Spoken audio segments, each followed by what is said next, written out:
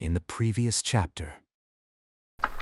He so immersed himself in those romances that he spent whole days and nights over them, and so with little sleep and much reading, his brains dried up, and he lost his wits.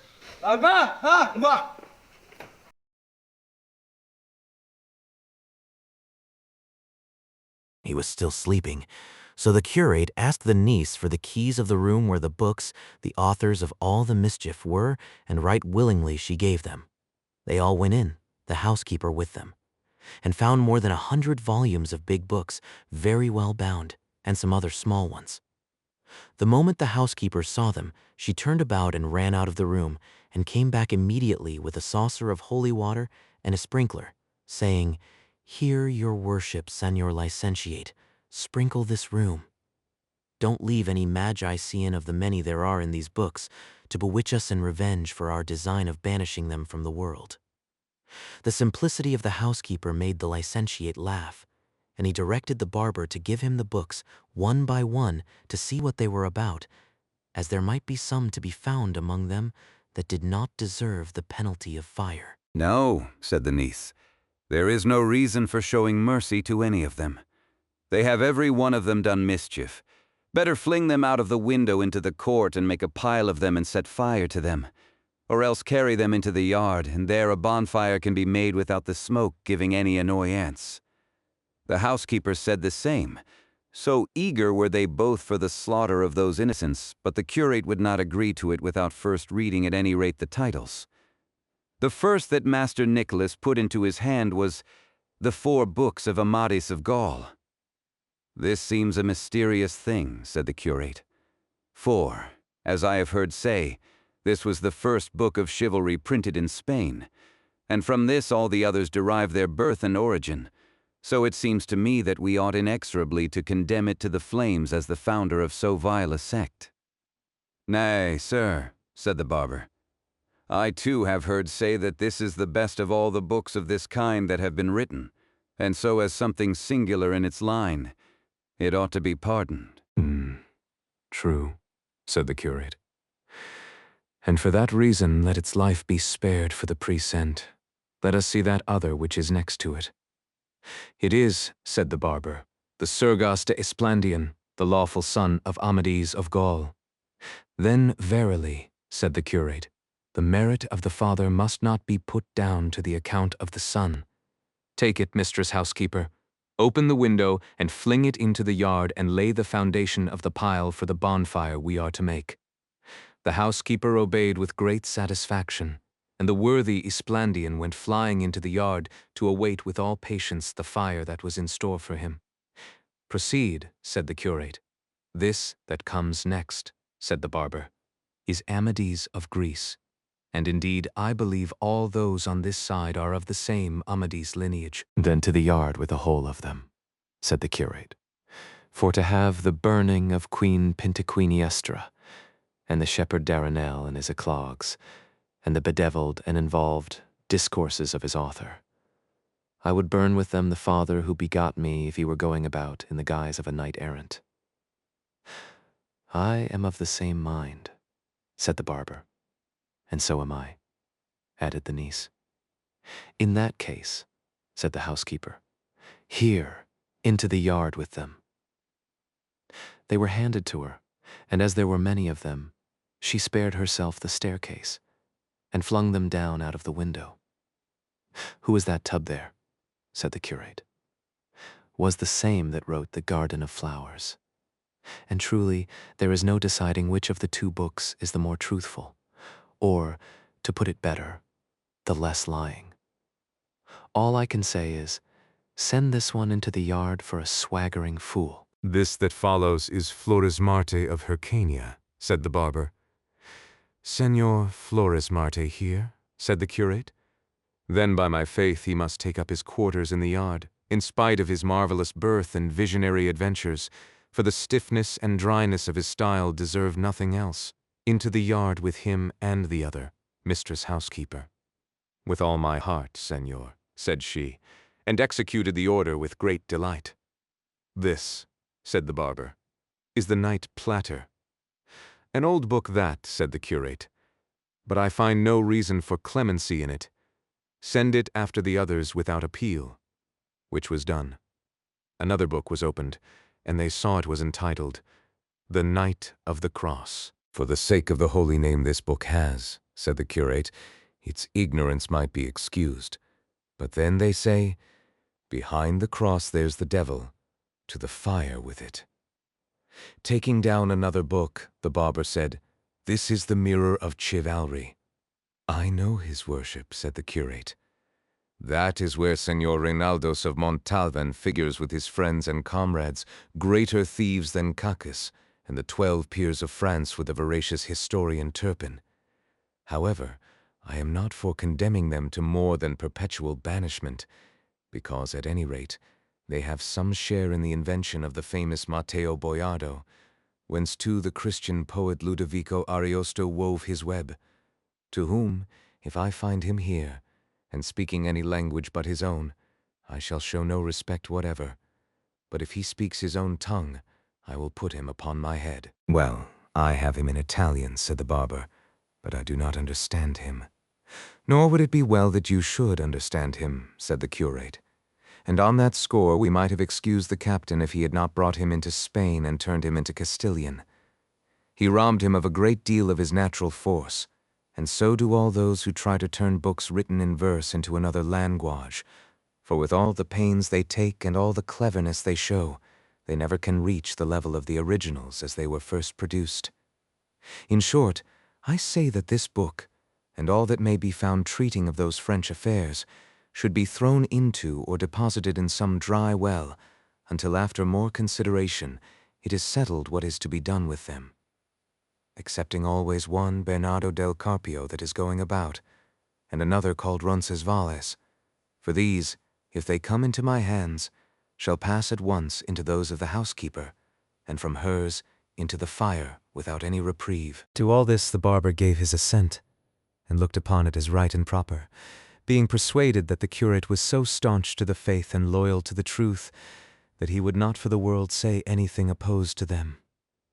Opening another book, he saw it was Palmerin de Oliva, and beside it was another called Palmerin of England, seeing which the licentiate said, Let the olive be made firewood of at once, and burned until no ashes even are left, and let that palm of England be kept and preserved as a thing that stands alone, and let such another case be made for it as that which Alexander found among the spoils of Darius, and set aside for the safekeeping of the works of the poet Homer.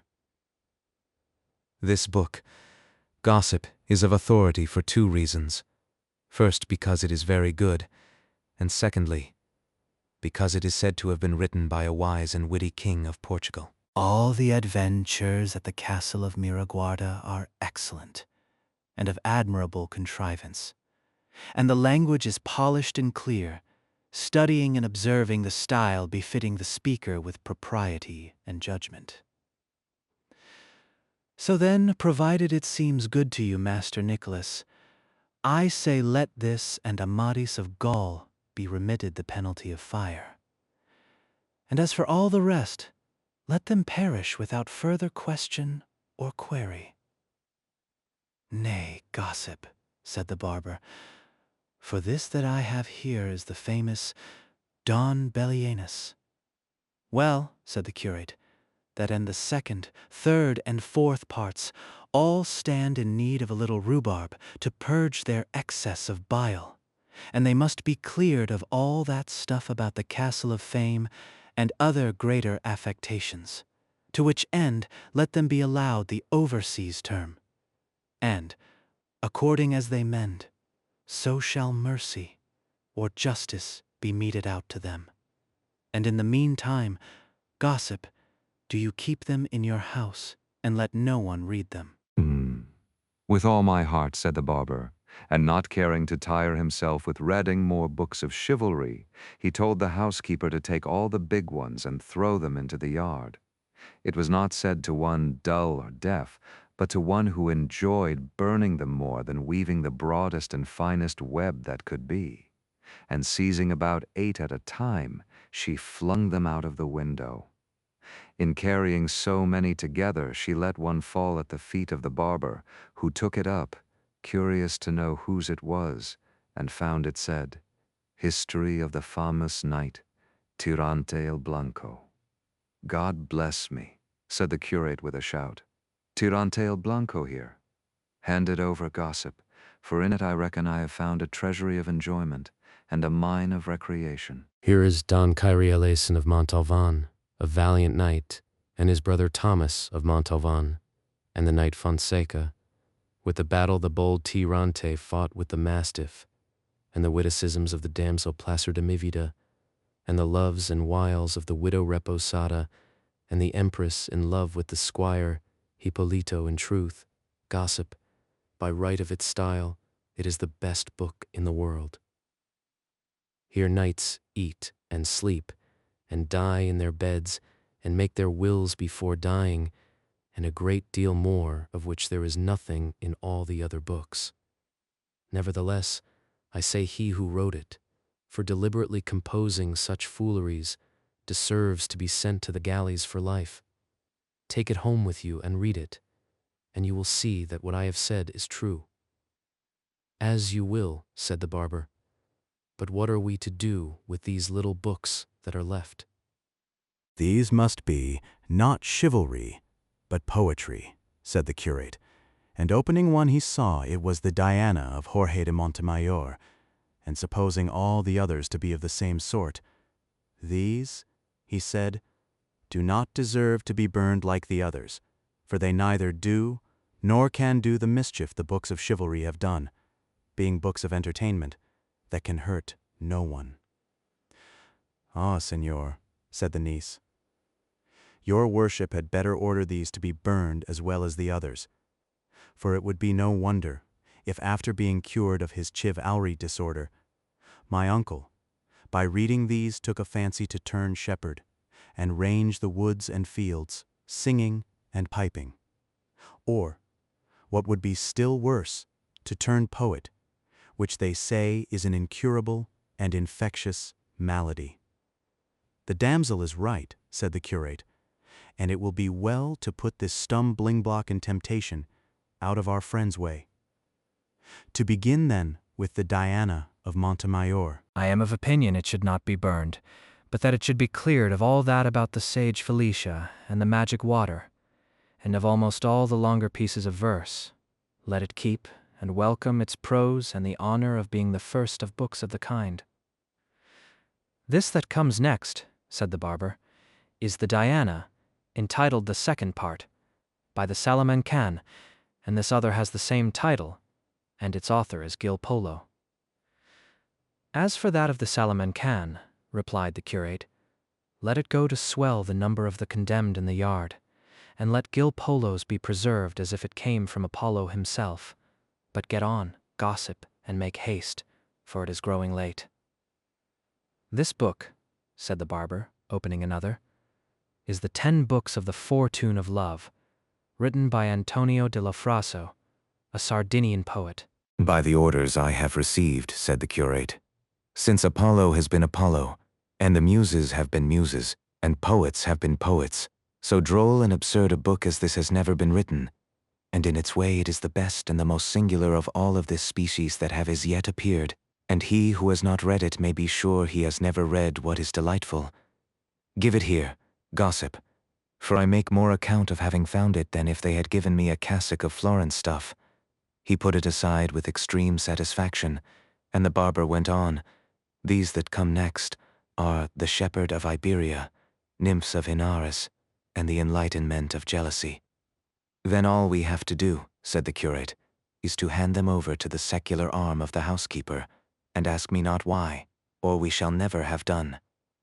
This next is the Pastor de Filida." "No pastor that," said the curate, "but a highly polished courtier. Let it be preserved as a precious jewel. This large one here," said the barber, "is called the Treasury of Various Poems. If there were not so many of them," said the curate, "they would be more relished. This book must be weeded and cleansed of certain vulgarities which it has with its excellences. Let it be preserved because the author is a friend of mine, and out of respect for other more heroic and loftier works that he has written. This, continued the barber, is the Cancionero of Lopez de Maldonado. The author of that book, too, said the curate, is a great friend of mine, and his verses from his own mouth are the admiration of all who hear them. For such is the sweetness of his voice that he enchants when he chants them. It gives rather too much of its eclogues, but what is good was never yet plentiful. Let it be kept with those that have been set apart. But what book is that next it? The Galatea of Miguel de Cervantes, said the barber. That Cervantes has been for many years a great friend of mine, and to my knowledge he has had more experience in reverses than in verses. His book has some good invention in it. It presents us with something but brings nothing to a conclusion.